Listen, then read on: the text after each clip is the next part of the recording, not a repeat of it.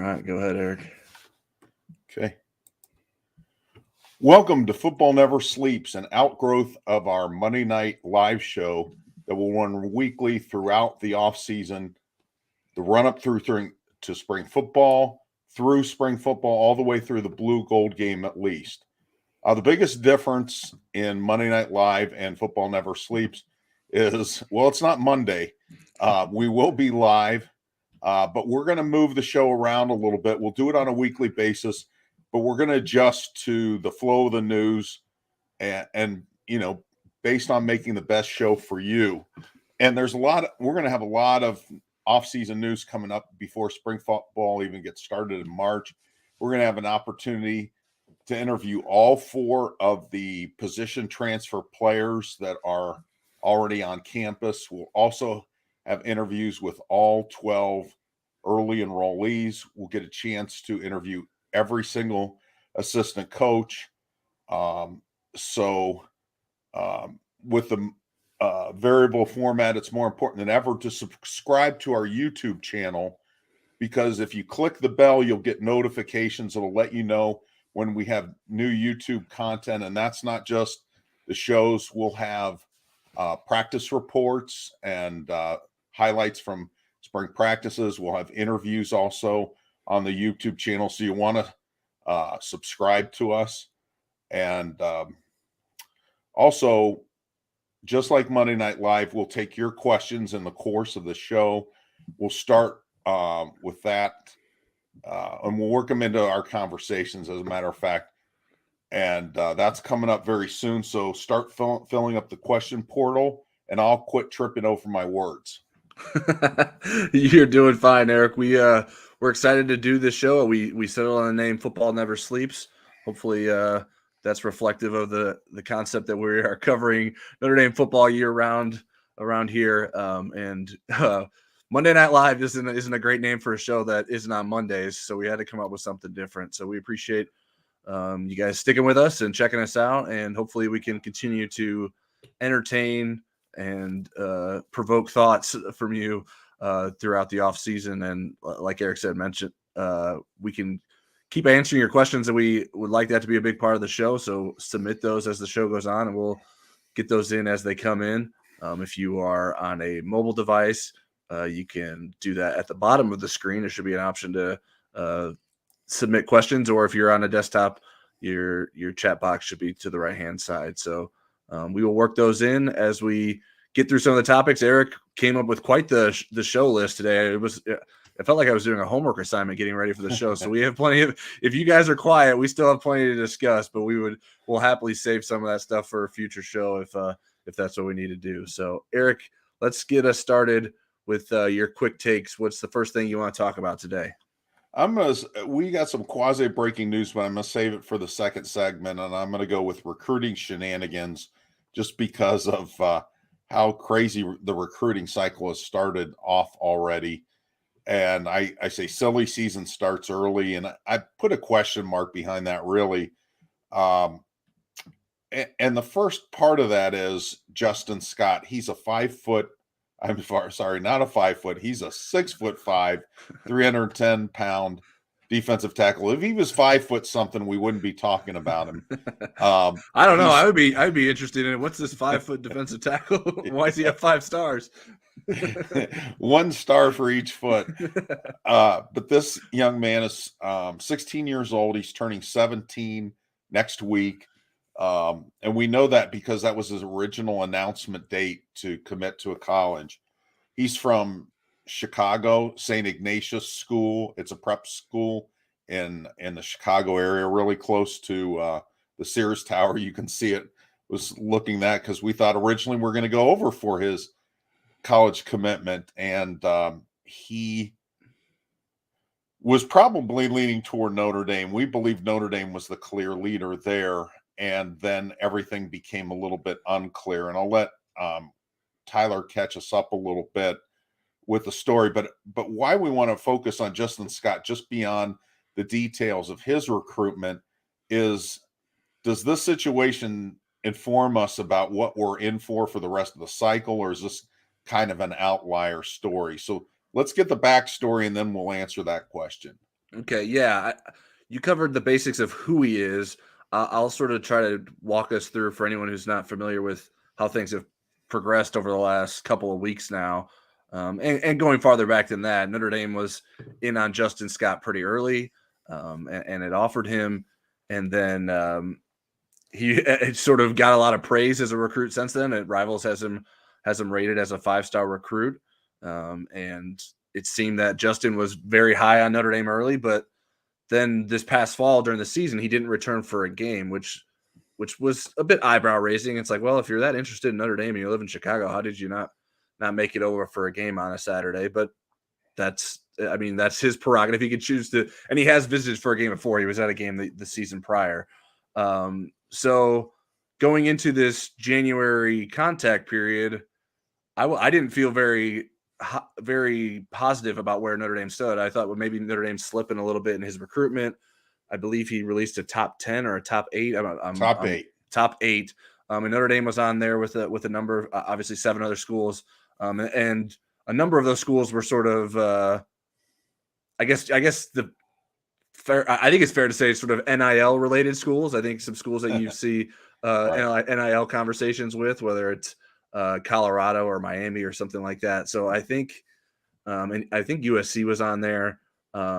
So there was a bit of a pause there. I was like, I don't know what's going to happen with Justin Scott and Notre Dame. And then on the first day of the contact period, I believe that was the 13th of January. It was a Friday. Notre Dame sent 4 coaches to his high school to show that they were pretty serious about his recruitment. And that included Marcus Freeman and Al Washington. And then shortly after that, Scott said, hey, I'm going to make a commitment decision on January 31st. Like Eric mentioned, is his birthday.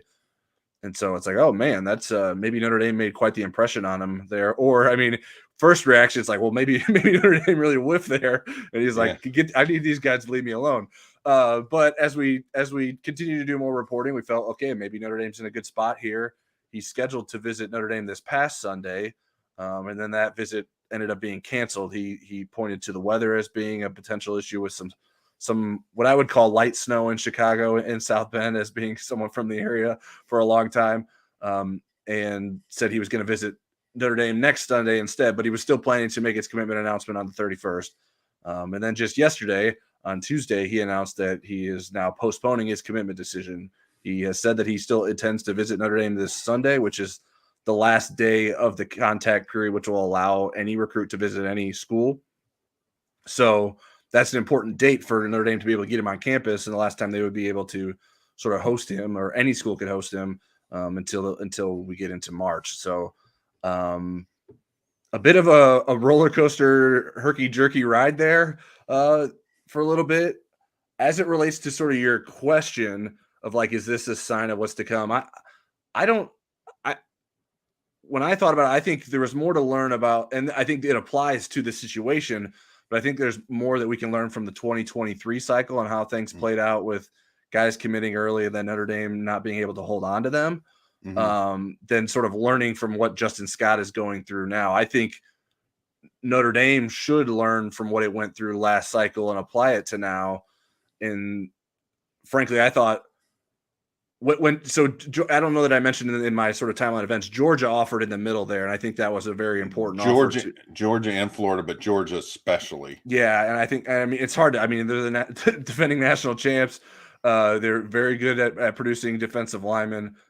So I think anyone would be maybe take a pause when they get an offer from Georgia to start to look into that. So when that happened, we thought, well, maybe he'll visit Georgia first, and then still, if he still likes Notre Dame, then he'll still be able to announce on the 31st. But then this moving of the Notre Dame visit around has sort of prevented him from getting anywhere else.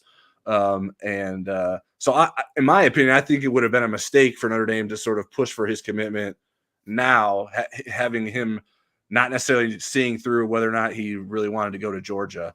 And so I think in the end, this is probably the best case scenario for Notre Dame, even if they end up losing him and he commits somewhere else, because if he was gonna do that now, wouldn't he just do that in 3 months or 4 months? Like, and I think you'd rather get that sorted out before you get his commitment, based off the lessons that Notre Dame has learned, how the recruiting cycle played out in the 2023 class. What are your thoughts on that? Yeah, I would agree with you. I think it's a little bit more of an some of the details are a little bit more outlierish. I know that people on our the Insider Lounge message board, I would say it was a mini meltdown. A lot of times I find myself kind of walking people back off the ledge about things, and that includes recruiting. I'm not sure that the ledge isn't the best place for them during a recruiting season now, because there's a lot of unknowns. And I do think that people kind of jump and feel like it's always going to be with these 5-star guys an NIL decision. I don't know that that necessarily is always going to influence them.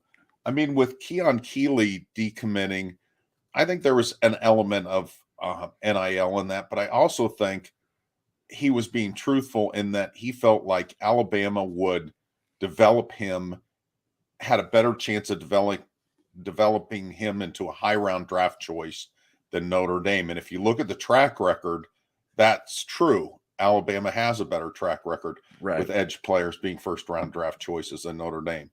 Isaiah Foskey has a chance to be a first round draft choice edge player, but he's the exception. One other thing I'll mention about Justin, for people that don't follow recruiting super close, he's the number 11 player overall. Now, these ratings, kids will go up and down in them, but let's say he stayed in that number 11 spot all the way to the end of the cycle.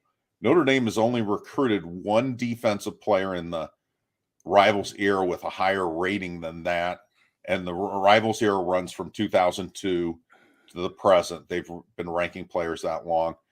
Jalen Smith is the only one. He was the number 3 player in the 2013 cycle among defensive players. Manti Te'o was 12, so he would be higher than that. So we're really talking about the best of the best. This is the absolute, right now, best defensive tackle in the country. And we're not used to seeing those players in recent years coming from the Midwest always. A lot of times they're in SEC country, so it's even a more difficult poll. But I do think that people are right to be skeptics. I can't say, don't worry about us, this is all going to turn out right. Although when you look at Notre Dame's last class, and I had a chance to talk to a couple of kids that are two of the more highly rated kids in the class, and Christian Gray and Jaden Greathouse. Now, that's a small sample size. And in both their instances, they had plenty of NIL money thrown at them, and it didn't faze them. They felt like, the NIL money is going to be there for Notre Dame.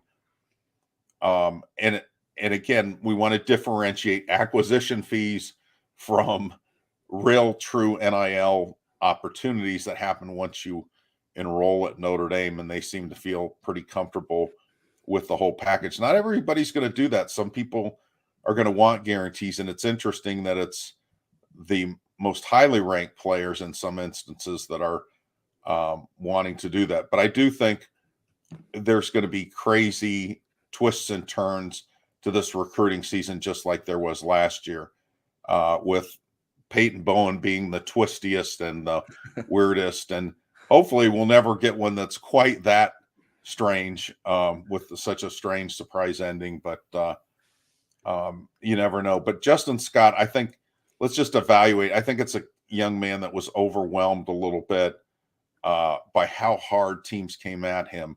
Ohio State and Miami were supposed to be in this week to talk to him. Al Washington, Notre Dame's defensive line coach, not talk to him, but meet at the school. These check-ins are more to be seen, and you talk to the coach.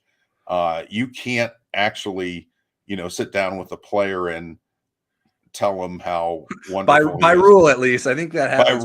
By rule. I mean, I suppose you could take a big wad of money out of your pocket and flash it, but usually, I mean, the protocol is that then after you stop by, then there's the phone call follow-up, like once they part their ways or whatever.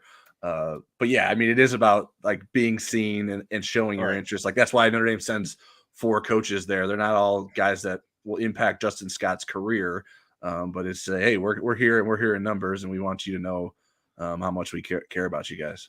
It's funny. I remember the basketball version of that. I used to go to the Nike camp in Indianapolis, and you would see like they would look for the number one prospect in the country, whatever. It was Elton Brand one year, who ended up going to Duke. And these coaches were trying to, squeeze between each other. I mean, they were like a 4-inch, and one of the coaches tried to squeeze between two others. They are almost sitting on each other's laps, trying to be in the sight line under the basket of the player. So, but Justin Scott it is really good, and this is an important recruit for Notre Dame.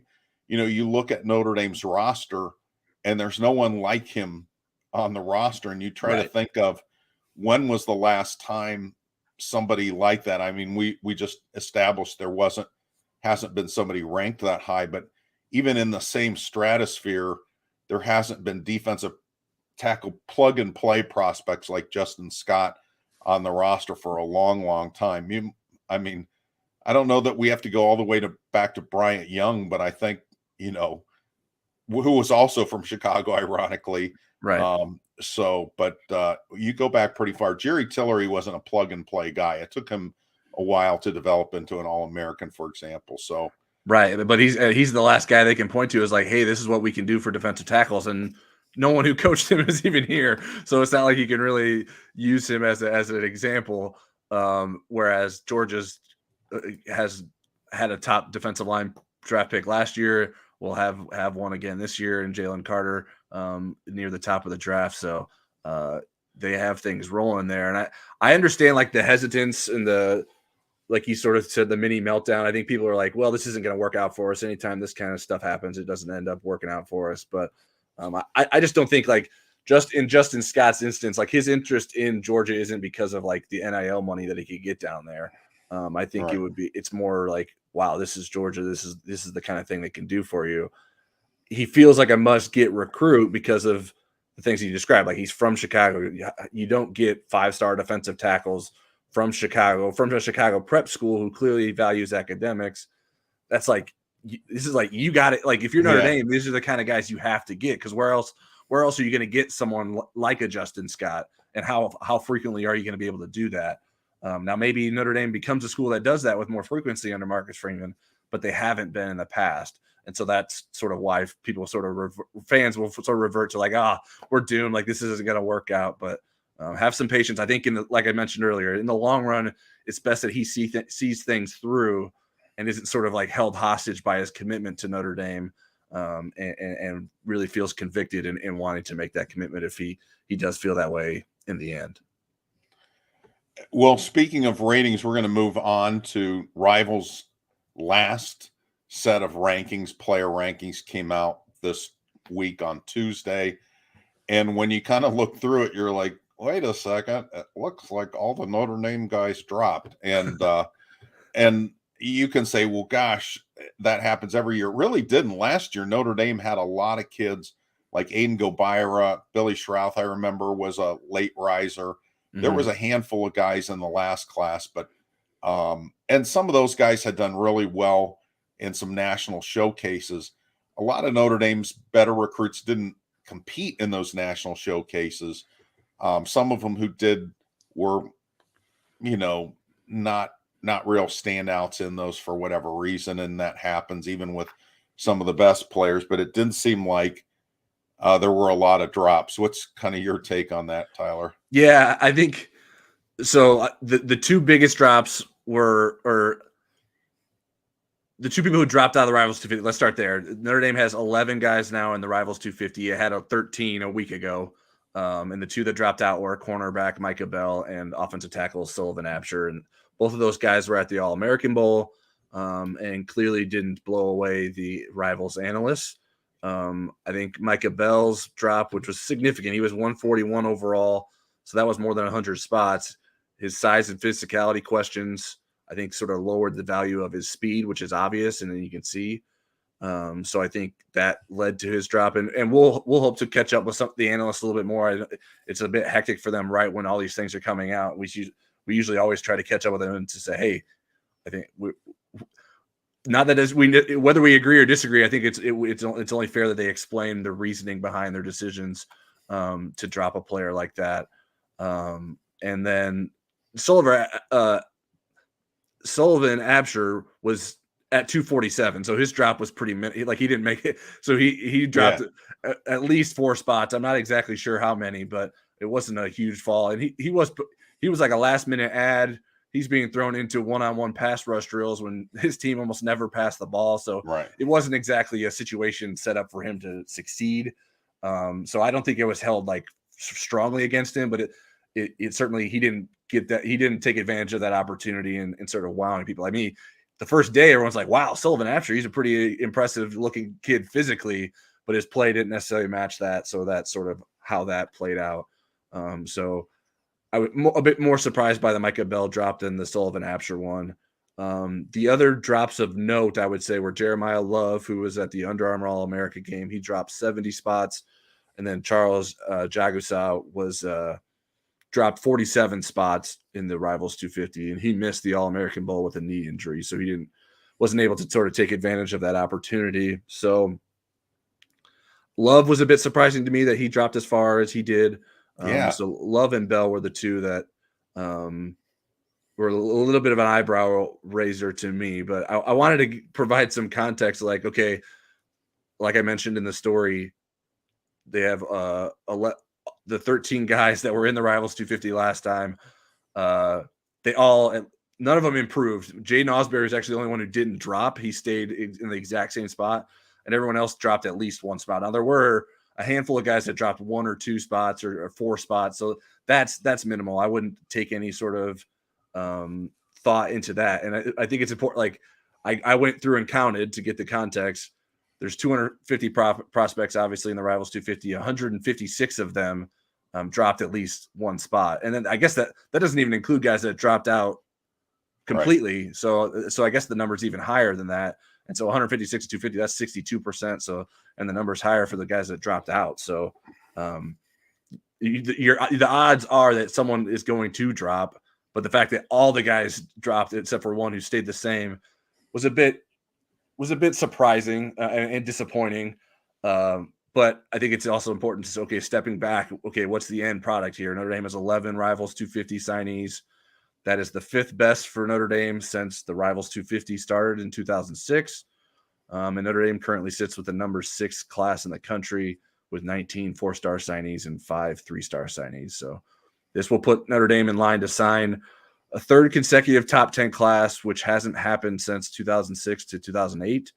Notre Dame actually went 7 straight years under Brian Kelly from 2014 to 2020 without a top 10 class. So the people that the naysayers or the people that are worried or like upset about the way things ended, it's like, this is more of the same. Well, I would say, well, it's not really more of the same. I think the expectations have been raised. So you thought that maybe it would get higher, but they're still achieving at a higher level than what had become sort of commonplace at Notre Dame. So Brian Kelly started this shift with the 2021 and 22 class, and Marcus Freeman helped carry it from there and has kept it going. So Notre Dame still has taken a step up, although we can't anymore sort of point to this 2023 class and say this is a seismic shift for Notre Dame. It didn't quite get to that level with the way things ended up playing out over the last couple months. Right. And if you have any recruiting questions, get them in now before we move on to the next segment. And we appreciate the people that are filling up the question queue. Yeah, we have some non-recruiting questions. We'll get to those as soon as we get done with this recruiting segment here.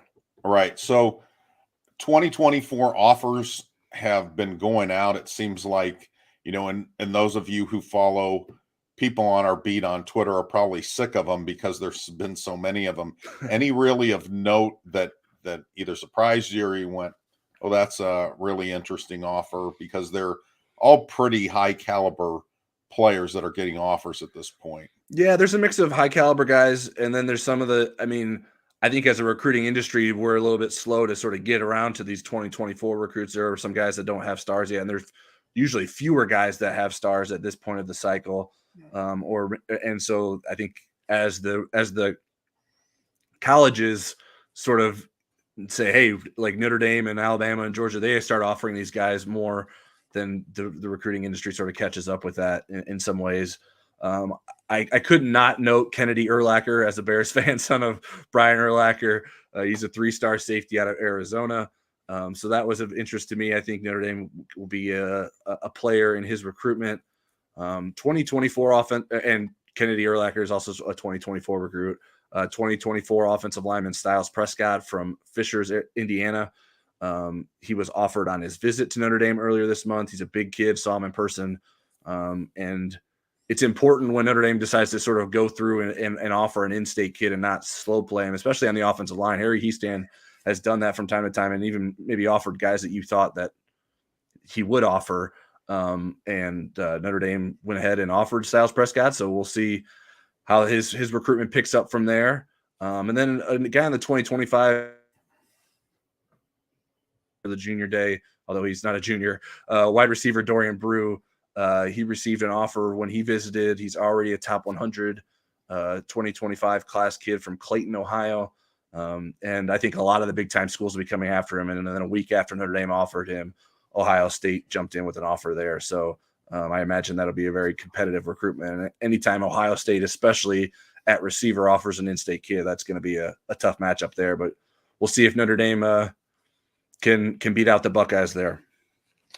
And I know exactly where Clayton is. It rhymes with Dayton, and it's near Dayton. I had a friend who used to be the baseball coach at that high school, Northmont High School, for years and years and years. So I'm sure he appreciates me saying "and years." So what's next in recruiting?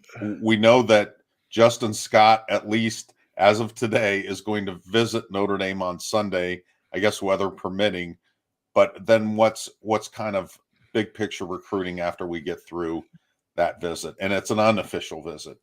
Correct. Yeah. After we get through Sunday, which I think Notre Dame will try to get Justin Scott on there with a couple of commits as well on campus. We'll see if anyone else wants to get up here, given the weather. It's like we said, it's supposed to snow again Sunday and maybe more than it did last Sunday. So we'll see if everything stays on track there. But then after that, the dead period starts on Monday, and that runs through the entire month of February. So there's no coaches on the road, and there's no visitors on campus. So that's a time where you'll see guys who are already leaning to Notre Dame can maybe decide or feel like they're ready to go ahead and make a decision and make that commitment. So we'll see what happens there in the coming months. And even if they don't announce it in February, they could in March or something like that. And then Notre Dame will be working to schedule guys for visits during spring football in March and April. And then for the 2024 kids, official visits can happen as soon as April 1st. And that'll run through mid-June. Notre Dame has its track record is that it prefers to get guys on campus for official visits in June rather than like in April, because you could still end up with snow in April. They feel like they could do a better job of that in June. We'll see if that changes this year, but that's at least how things have been in previous years. And then after we get through, I think it's June 25th. You get into another dead period, and you're not going to be able to host guys for official visits until the first game of your season. Right. Even for Notre Dame, it'll be the second game of their season because they have a week 0 game in Ireland, and then they'll be able to bring people in for the Tennessee State game on September 2nd. So we're going to move on to our next segment, which is portal plunging. And right shortly before we went on the air, there was a little bit of breaking news with that. So, Tyler, what's going on with the portal? Yeah, and Irish Blessing was all over it. Irish Blessing asked thoughts on the new preferred walk-on from Princeton. And so Irish Blessing is referencing Princeton's outside linebacker / defensive end, Cole Aubrey. He's a 6'2", 235-pound edge player. He'd be a preferred walk-on at Notre Dame with 1 season of eligibility remaining. He played in all 10 of Princeton's games last season and totaled 18 tackles, 4 tackles for a loss, and 2 sacks. And in 2021, he had 19 tackles and 6 sacks. So my first reaction is that I don't think this is like a huge deal for Notre Dame. It's good competition to add to the room, someone who has experience in playing. The first person that came to mind to me was Chris Smith as a grad transfer from the Ivy League. And my reaction now maybe this will change as I get to see him in person and learn more about him, would be that he would probably have a even lesser impact than Chris Smith did this past season as a rotational defensive tackle. Now, there's certainly a need for Notre Dame to develop pass rushers and someone to step up there. So maybe he sort of surprises people when that happens. But I'm not necessarily going to anticipate that. I'll wait to see what that looks like and be surprised if he makes a huge impact. But a decent player to add to the. I mean, there's no downside to adding a preferred walk-on with some experience and some skill set there that you might want to try to tap into and see what sort of potential you can get. I mean, John Sott it's obviously a completely different position, but John Sott was a preferred walk-on transfer last year, and he was probably one of Notre Dame's top 10 players for last season. He was a really good certainly punter. Impactful. Yeah, he was definitely impactful. I think it would be harder to make an impact as a edge defensive lineman from the Ivy League, but we'll see what he looks like and what kind of impact he can make. Okay, so already on campus there are 4 position players that are transfers, that are scholarship to scholarship transfers. Right. We had Chad Greer, Sam Hartman's high school coach, on our podcast recently.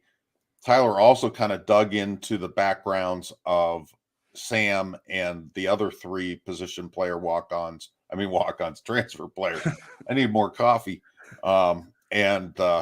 So what did you find out that you didn't already know about those 4 players?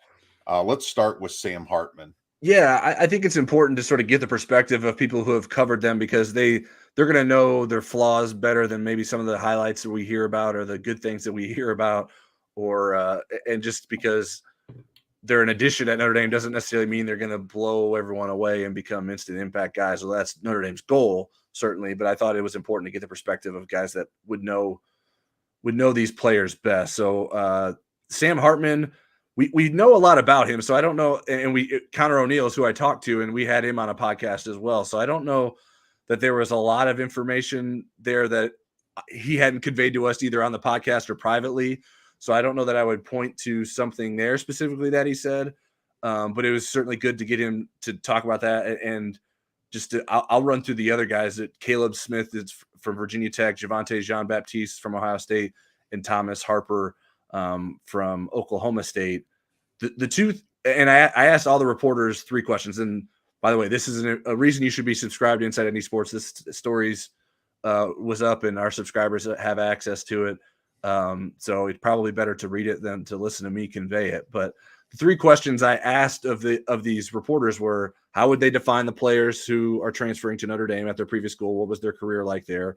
Did that player meet or fall short of the expectations and their potential, and why?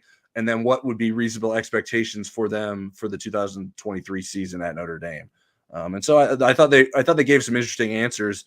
The two things that jumped out to me in terms of things that I learned was Tim Sullivan of Hokie Haven spoke to us about Caleb Smith.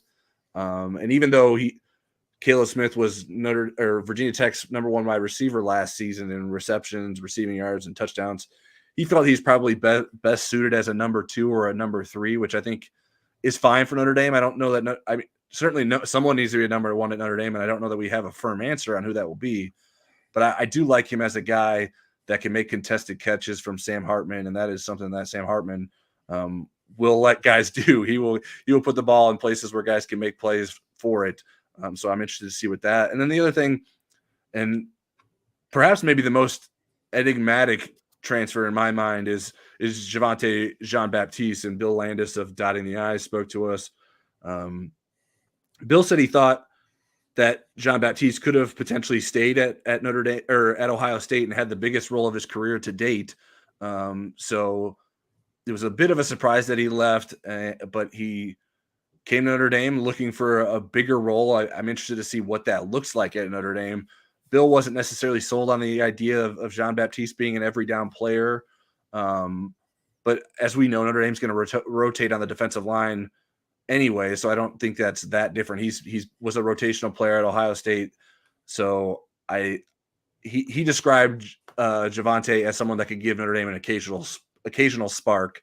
So I think it's maybe tapping the brakes on anyone that maybe thinks, and I think if you look at his stat lines, it's hard to say, well, this guy's going to be our sack leader the next season.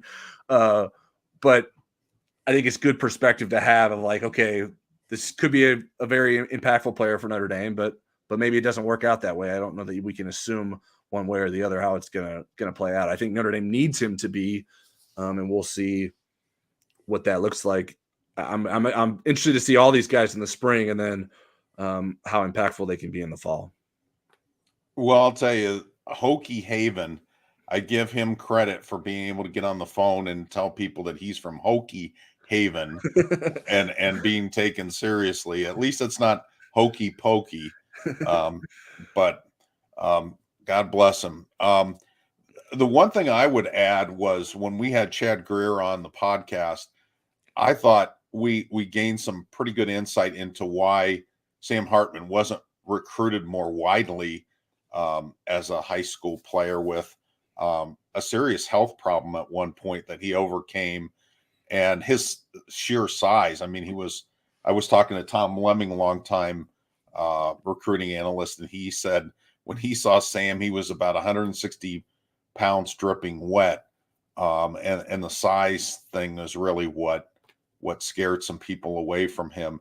And just the resolve that this guy has had at every step of his life, every step of his career. We learned why he wears the number 10. I think actually Connor had clued us in on that story a little bit. Yeah. I would encourage you to go back and listen if you want more insight into Sam Hartman. Go back and listen to that podcast with Chad Greer, his high school coach. It was really fun getting some insight there. Yeah, and Chad is a very successful high school coach. He's now at Providence Day in Charlotte, and they've won the state title the last 2 seasons. They have a lot of good players. Notre Dame, and Marcus Freeman was out to stop by the school. Jaden Davis is like the headline guy there in the 2024 class as a quarterback who Notre Dame was interested in before it landed CJ Carr. And there's a bunch of other talented players there. So I was really impressed.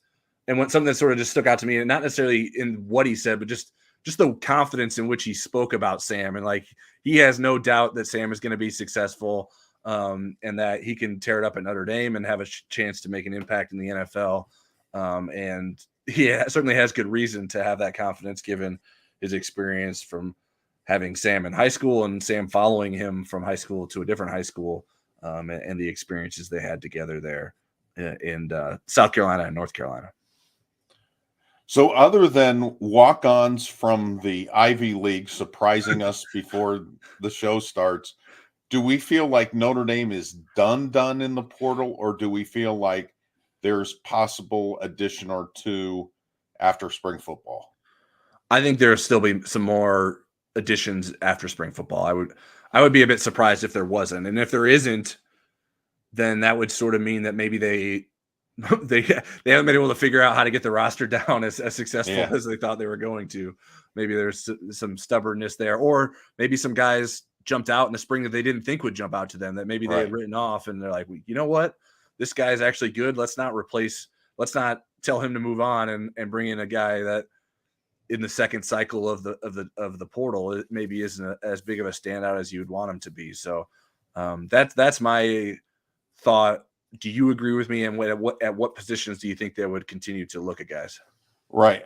I agree. I think they're monitoring it. And, some of it is going to be dictated by how people perform in the spring. Some of it will be dictated by injuries. And a good example in last year was Aiden Keanu-Ina gets hurt. And that wasn't a guy that was even in the mix to be a starter. He gets hurt very early in the spring. But there's no one quite on the roster like him. He's a 300-plus pounder, a big kind of prototypical 34 kind of nose guard. And so they went out and got Chris Smith, who was a 300-pound-plus kind of nose guard who had some position versatility, could play both the interior positions. I would say the interior defensive line, if there's not some surprises, and meaning like Tyson Ford surging up the depth chart and Gabe Rubio looking like an elite player, and he's pretty highly rated prospect. Jason Anye looking like a guy that could be in the rotation. I think interior defensive line, even with Riley Mills committed to playing inside, which we expect, I still think they want to add there. And there might be some need at safety. I think DJ Brown's decision to come back strengthens that position a little bit. But let's say you had a long-term injury to either Ramon Henderson or Xavier Watts. Then you've got those two, you got two guys, and then you've got some freshmen. You do have Harper, but we're looking at Harper maybe as a full-time nickel guy. Kind of need to see how he fits in. So I would say safety would be another. I know people have mentioned offensive guard. I've kind of poo-pooed that. I don't like that concept. I think Tyler's open to it. I guess if an All-American comes walking through the door, but you know what?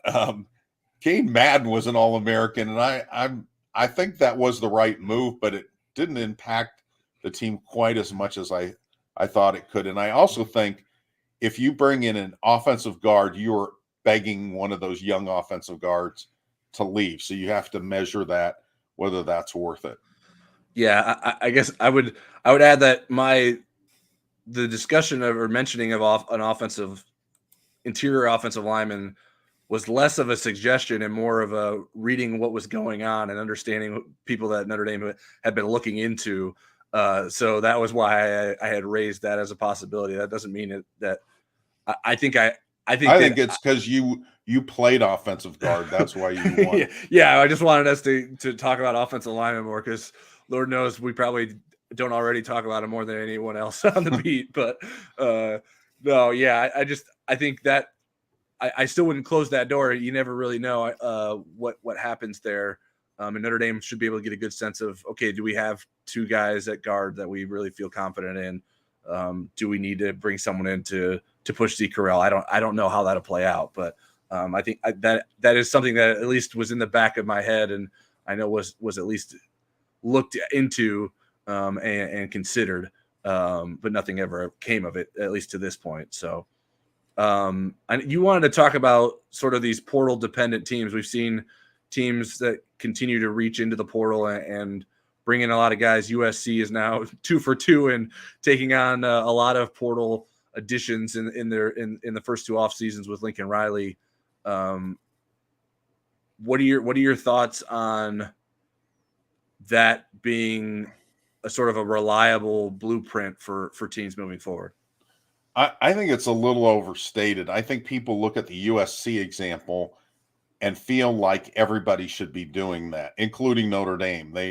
I know that there were Notre Dame fans that were disappointed that there weren't more than now the 7 that they have.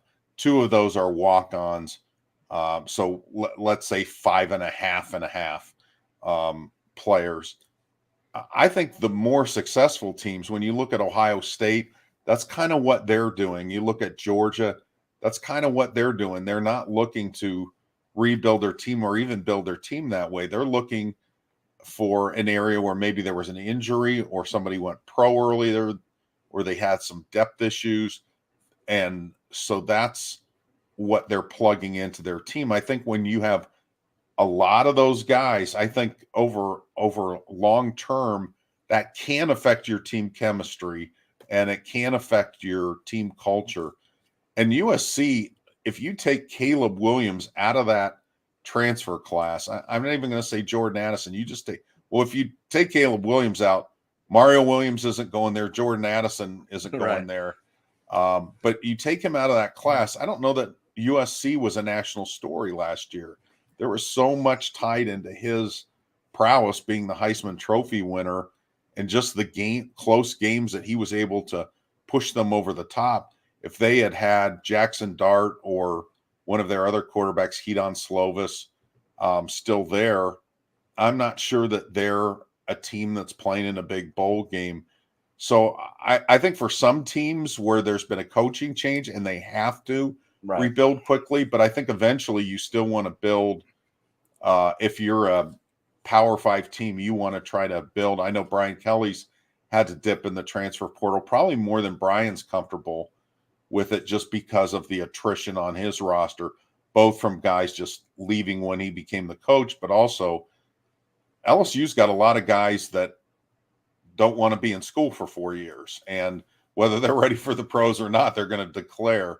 So I think he has to be ready with that too. Yeah, I think there are recruiting ramifications to being portal like reliant, because like I think you can get away with it in your first or second year. Like Lincoln Riley's like, hey, we got a bunch of guys on this roster that I didn't recruit. We don't think they're fits for what we're doing now. Maybe we change schemes. I think you can sort of spin that to recruits. That could be like, hey, like, yeah, I want to come here, but like, what are you just going to recruit past me with a transfer within the next year or two? So what like, how am I going to get onto the field? I think we could see that sort of play against some of these schools that have developed this reputation if they don't sort of wean off of it as they get settled into their program. I think it needs to be more of an additive thing than sort of like, okay, this is part of the plan.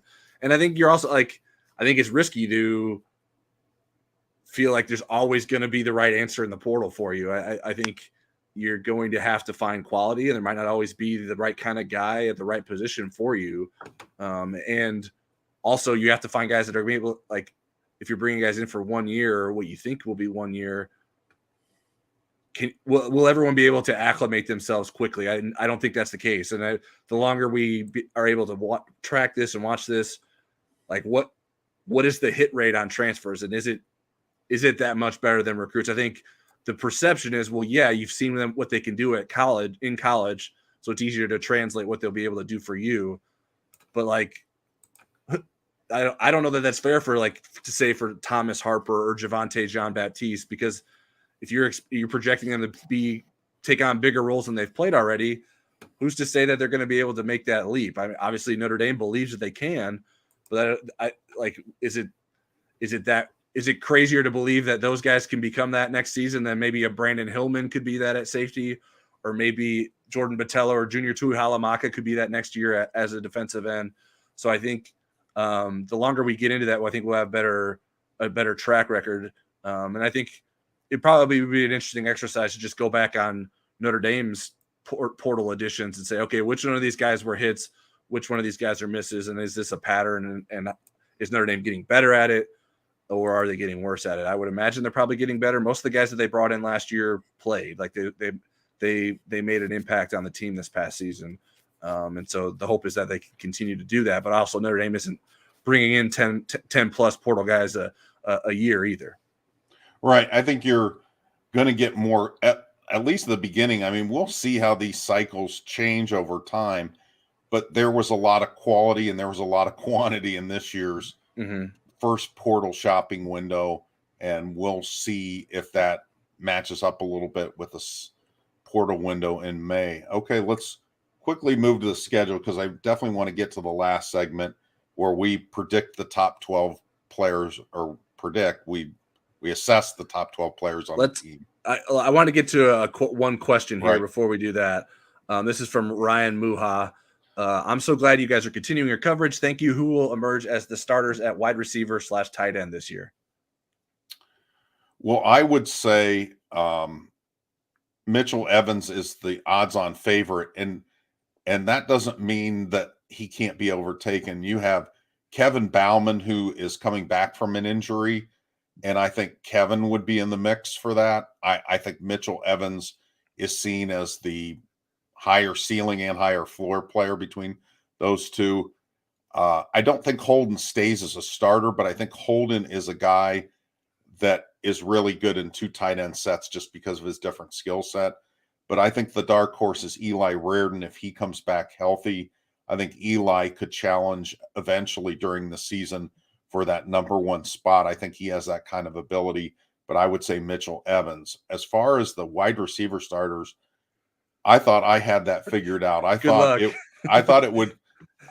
it would come out of the group of the three juniors to be, which would have been Lorenzo Styles, Jaden Thomas, and Deion Colsey, and then I would throw Tobias Merriweather in that pool.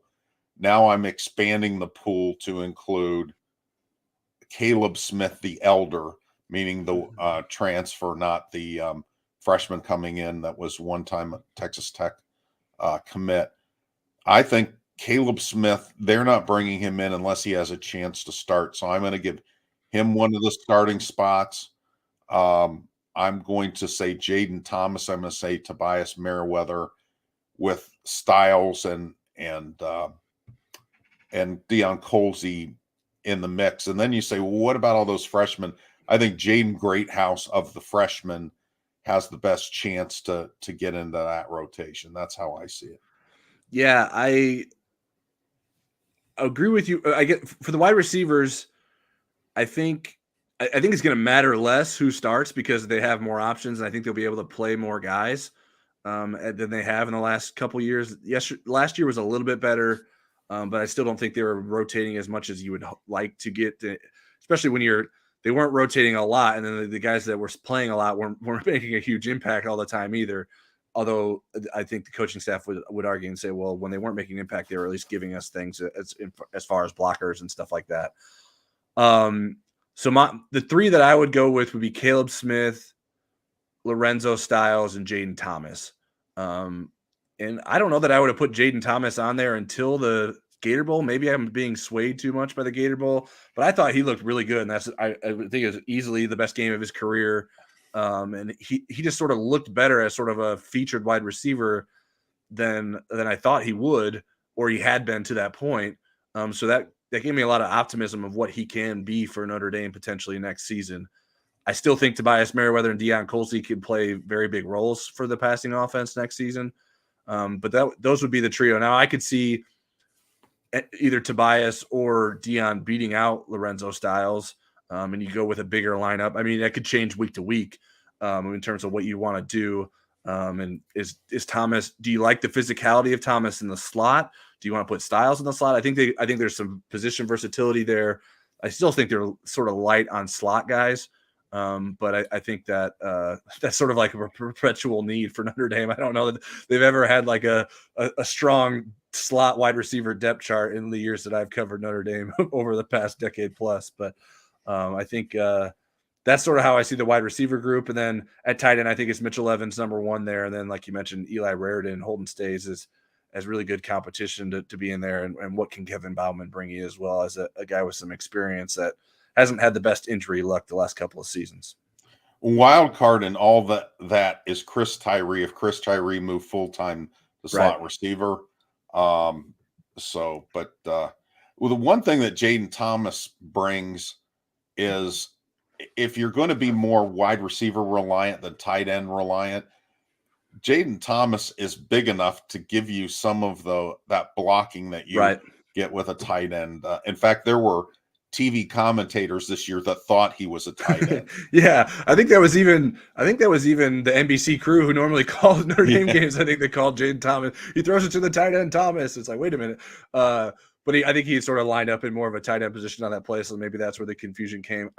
Before we move on, I'm going to make a proposal here. Let's hold off on the exercise we have with the returning players for next week. Let's try to do that next week, and because I think that can take a long time, and I want us to make sure that we get it all in. I think it'll be an interesting conversation. I'd be interested to hear what our viewers say about it as we're having that discussion. So I don't want to try to squeeze that in before we get there. So let's talk about the 2023 schedule that was finally finalized. Eric, can you run us through what the notable news was of the final 2023 schedule that was released recently? So there was a handful of games that hadn't been placed, including where that Duke game, when that was on the schedule, when Louisville, when the bye weeks were going to happen. Also, one thing that I think wasn't expected was the Wake Forest game got moved. That game was originally in late October. It moves all the way to the Senior Day game in November 19th at Notre Dame Stadium. So Sam Hartman will have to wait a long time to play his former teammates. So that is pretty interesting. The bye weeks are late. You have October 21st, which is a typical bye week date for Notre Dame. It's usually around their fall break. But then the second one is just a few weeks later on November 11th. They play Wake Forest, as I mentioned, on November 18th, right after that. Clemson right before. And so I think that's kind of the odd thing in the schedule is how late the bye weeks are. I think originally when Notre Dame did the schedule, they had a bye week in week what's week 2 for Notre Dame's schedule, September 2nd.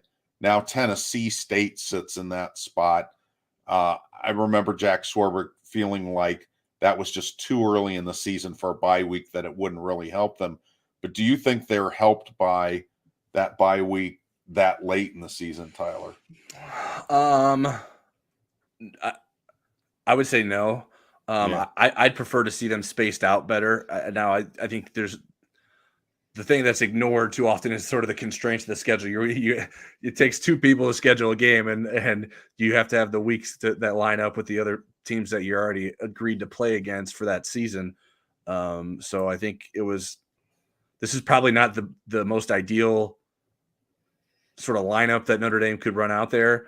I think the one thing that Notre Dame, I don't know if they'll say it publicly, but probably feels is like they probably don't mind having one. And when I speak of Notre Dame, I'm not talking about the football team. I'm speaking of the athletic department and the ticketing office specifically. They're probably happy that they don't have to sell 2 home games in November, because I think those are the hardest games to sell, because those are the chances to having the worst weather. Now, is it easier to sell a game in September against Tennessee State than a senior day game against Wake Forest? I don't know. I'm not the expert on that. Now, given that the Tennessee State game is the home opener, I think that's a little bit easier. But I think that it's just the way that they're so close. The bye weeks are so close together isn't great. The thing that I do like most about the schedule is that the big games are spaced out. That you play Ohio State not until the 5th game of the season. Granted, you're playing 4 weeks in a row before that, and that includes coming back from Ireland without a bye week. But I do think that is a situation that is good for Notre Dame, that they sort of build up to that Ohio State game. Then 3 weeks later, they play USC, and then 3 weeks after that, they play Clemson. So the spacing there is good, but just the timing of the bye weeks isn't ideal in that they're so close together. I'm not as concerned about, they're not before their big games. That doesn't matter as much to me. But the fact that they're so close I think is the biggest detriment of the current layout. The one thing I kind of like about the schedule, I know that the FCS, playing an FCS team for the first time in Tennessee State, some people, it was a real point of pride, because USC, UCLA, and Notre Dame, for the longest time, none of them had played an FCS team. There were only 3 schools. I think either USC or UCLA made the dive recently, so I think it's down to 2. And now it'll be down to 1 with Notre Dame playing. But when you're coming back from, being 5 or 6 time zones away in Ireland, and then, having to deal with kind of the jet lag. Also, you play an unconventional offense. I think playing Tennessee State the next game is a good thing. I also like the fact that Notre Dame's offensive line usually needs a little bit of time to gain some traction. If you have Navy and Tennessee State at the head of the schedule, you've got a little bit of steam going until you get to that road game against NC State. And then I like the Central Michigan between NC State and Ohio State. I think there's a lot for me to like about the schedule in terms of the rhythm of it. Now, again, when you look at Power 5 teams in general, and I used to cover the Big Ten before I was involved with the Notre Dame coverage, that was a typical Big Ten schedule. You would play at least 2 cupcakes out of the first 3, and before you got into your conference schedule. That rhythm of the schedule, I do think, serves a team, especially like this Notre Dame team with a lot of unknowns on it, with a potentially high ceiling, kind of gives you a chance not to get nicked up early and be playing better football when you have to face Ohio State in week 5 rather than having to face them in the opener. Yeah, what are your thoughts then on how this schedule plays out in the possibilities of Notre Dame being able to make the playoff next season? Right. And then what it would look like, or what the value of this schedule going into a potential 12-team playoff that we'll see in the future. Right. I think this schedule serves them in both ways. For those that kind of got lost in the topsy-turvy about when this playoff was going to start, This will be the last 4-year playoff in the 2023 season, and then it'll be a 12-team playoff starting in 24. You certainly have the octane in this schedule. If you play USC, Clemson, and Ohio State, and you win 2 of those games, you're going to be in the conversation for a top 4 spot. If you win all 3 of those games and the rest of your games, obviously you're in. There's not going to be any question about a 13th data point. You beat those 3 teams, including one of them on the road, you're going to be in the playoff. In the 12-team playoff, the risk is definitely worth it, because even if you lost 2 of those games, you probably get into the 12-team playoff. You've got enough gristle in your schedule that, again, the 12-game versus the 13-game schedule. And, I think NC State's going to probably be pretty good too. There's some other teams that might rise to the occasion. Louisville's kind of a wild card. I'm not sure how good or bad they're going to be with a new coaching staff. So, yeah, I think, people kind of probably wonder, will Jack kind of back off some of these marquee games, especially early? Texas A&M is going to rotate in 24 and 25. You got Alabama a little bit later this decade. Will Notre Dame soften that a little bit? I don't know that necessarily, again, because I think we're going to see 2 lost teams and maybe even a 3 lost team, depending on who it is and what their schedule looks like in the 12-team playoff. Yeah, I think for 2023 and a 14 playoff, the schedule is probably more difficult than it needs to be. I think it certainly gives Notre Dame the leeway to make it into the playoff as a 1-loss team, whereas I don't know that that's always the case. But it's just, I think we've seen over the years now that make it through your season undefeated, and even if you have a pretty sketchy schedule, the odds that you get in are pretty high. And I think so. Like, given the situation, like I don't know that you need to play those 3 teams in one season. I think that's probably too much. Now, like, if you're willing to say, well, what's more likely, us going through this season with 1 loss and playing those 3 teams, or us going undefeated and playing 2 teams? I don't know. Like, I don't know how to figure that what the math is for that, but that's sort of my thoughts there for what it means for 2023. But we'll see what Notre Dame can do in terms of trying to run the table. And I think that the pressure is at least off a little bit, although certainly you don't want to surrender that 1 loss to maybe a lousy team, and then the pressure is sort of back on that you got to run the table against those 3 teams. Right. The other kind of thing that works into this calculus is the month of November. It's interesting because USC is rising now. So Notre Dame plays USC and Stanford the last game of the season on the road in alternating years. Right. This is a Stanford year. All of a sudden, Stanford stinks. Yeah. Boo. Yeah. Although they lost to him last year, so you can't take him for granted. Yeah, that's true. And that hurt them, certainly, in their perception. But Stanford stinks. So you don't have the octane in your schedule in November, except for the fact you have Clemson on the road. And so you do have to continue to look for at least 1 really good game. So the years that you don't play USC at the last game, you need to make sure that you have enough in the tank, at least in the 4-team playoff. The 12-team playoff, maybe it's not as important, and seeding's not as important because Notre Dame, under the new format, unless they change it, can't get 1 through 4. Those are 4 conference champions. So the highest Notre Dame could be ranked is 5th.